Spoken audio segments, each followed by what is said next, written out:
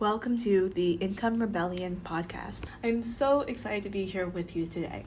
Now, if you're like me and you love being online, you probably noticed that there's a ton of media right now talking about the recession, talking about the tariffs, increases in cost of living. Even the song Anxiety by Doechii is trending because I think people are really feeling it right now, and for valid reason.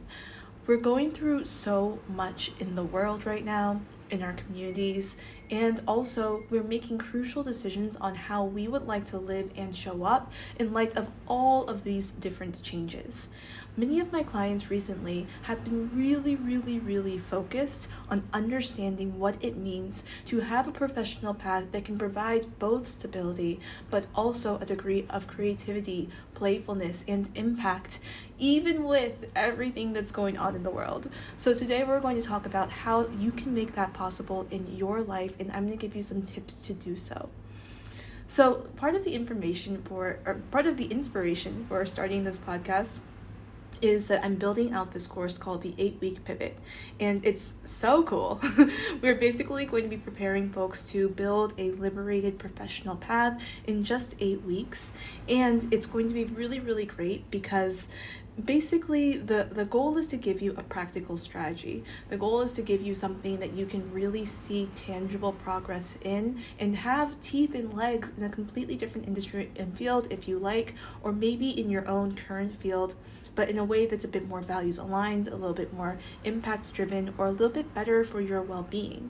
So we're going to be going through all different types of pivots. And the beautiful thing is that each week is designed to help you move the needle on your unique career vision. So this course is really for all purpose-aligned pivots, whether you want to move into a new job or own your own business. And you'll receive weekly lectures from me every week for 8 weeks, homework assignments, which I'm going to check because I got to make sure that everyone is making progress in this course. And all of this will help your results be very measurable and tangible to reach your goals.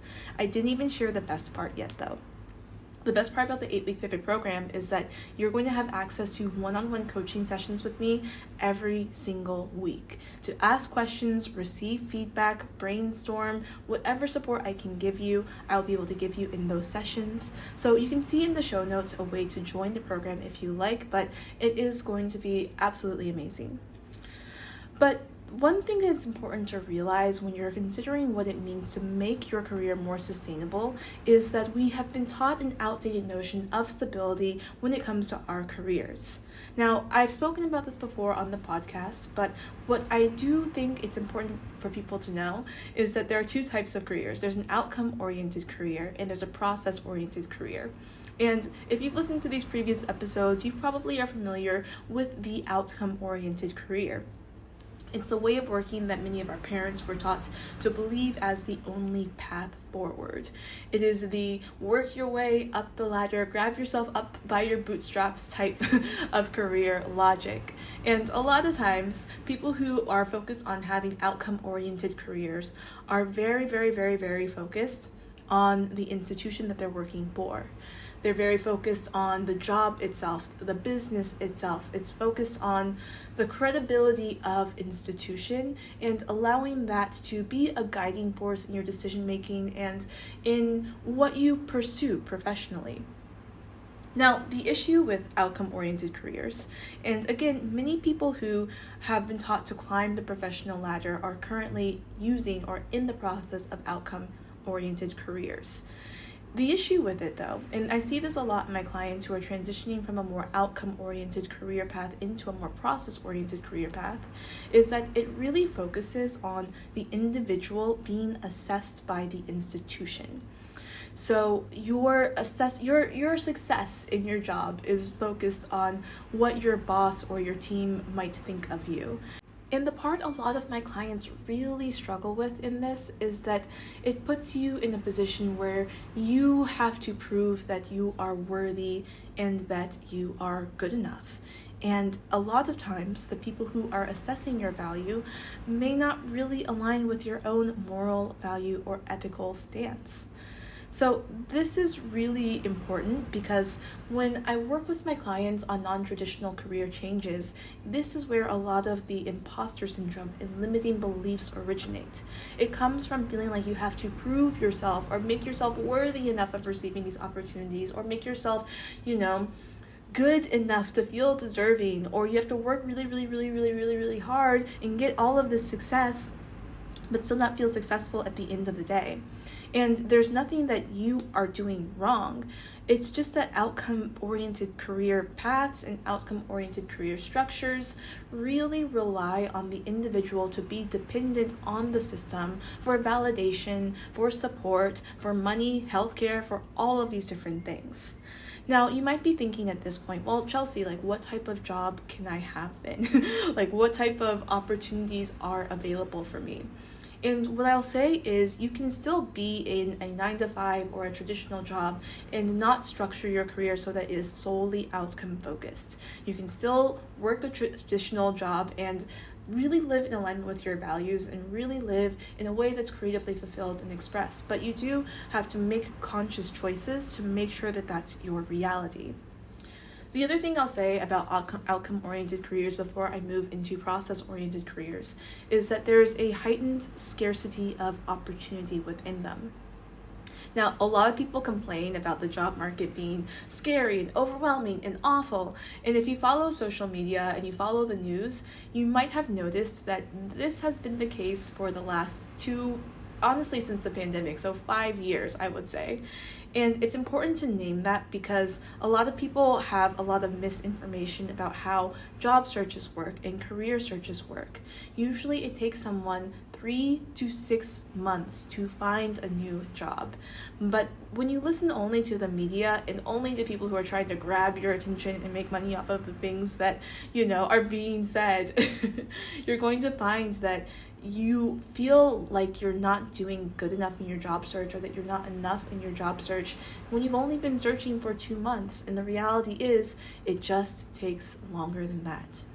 But that doesn't necessarily reflect the job market in general, and that doesn't necessarily reflect the amount of opportunities that are out there. But as a culture and a society, we hyper-fixate on the lack of opportunity without critically evaluating where that lack is coming from and if that lack is relevant to your individual circumstance. It's important to really say these things now because as people talk about recessions, as people talk about financial insecurity, as people talk about instability in the world, we can really cling to what we have and believe that that is our only option. And that works for some people, but for a lot of people, it can lead you to feel a little bit trapped or a little bit stuck in the professional circumstance that you may find yourself in. So I believe that we should not only rely on the outcome-oriented career. I believe that people who I see have the most success professionally right now are highly diversified people who are creating multiple income streams. And this is a really great way for me to introduce process-oriented career, which is the alternative to outcome-oriented career.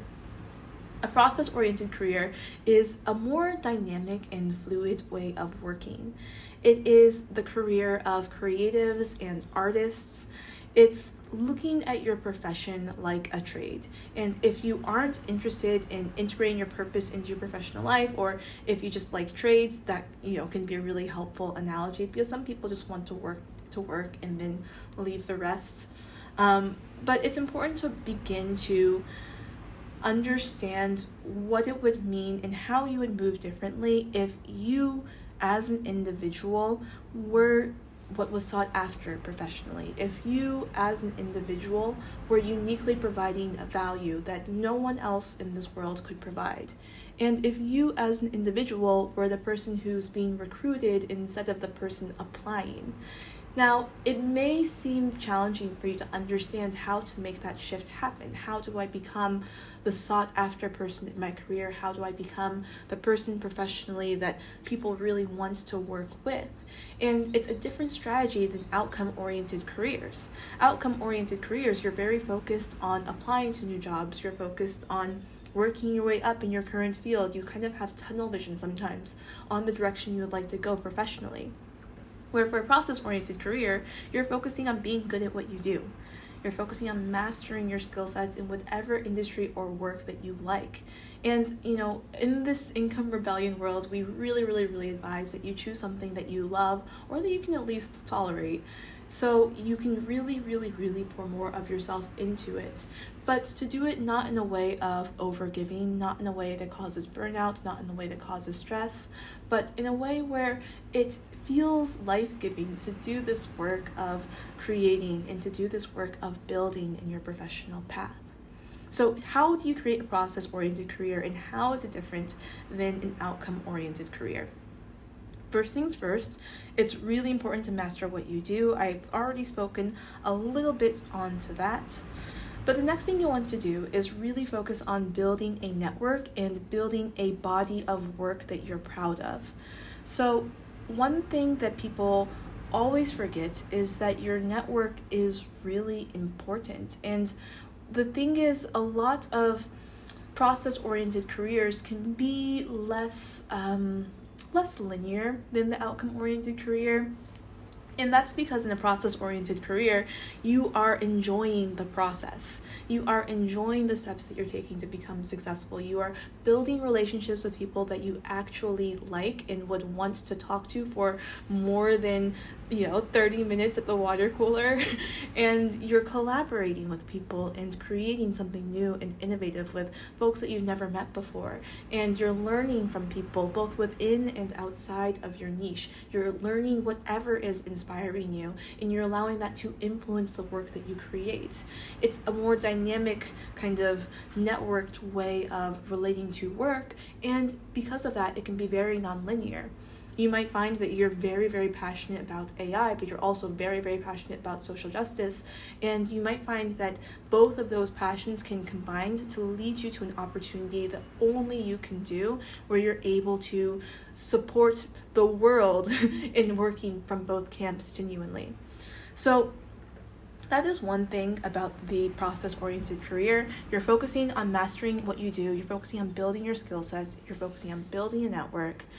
And the other thing that I'll say about the process-oriented career is that a lot of it is changing your perception of self in relation to the way that you work.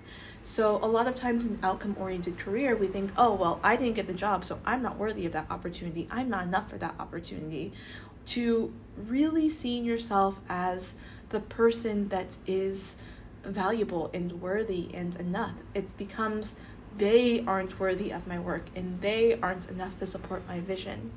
And the important part of this reframe is that it is putting you in a position of leadership to really decide what is worth your time and what isn't. And you living in integrity of that vision is taking action towards things that are worth your time compared to things that are not worth your time. So if something doesn't feel good, you then feel empowered to leave. Now, these are the reasons why I really, really appreciate the process-oriented career path, because I believe that it will give more and more people the integrity to not stay in opportunities that don't suit them, not stay in opportunities that fall outside of their values, and to also feel inspired to create again, inspired to build something new and innovative and cool again, inspired to live their life in a way that is more free and more beautiful and more exciting. And, that's what we're going to do in the 8-week pivot. We're going to really focus on professional liberation and practical strategy, and it's going to be incredible. So definitely check that out in the show notes before you go. So if you have any questions on this, feel free to leave a comment or send me an email or let me know wherever you're at. And I love to hear from you guys always, always, always. And I will see you in the next episode. Have a beautiful day.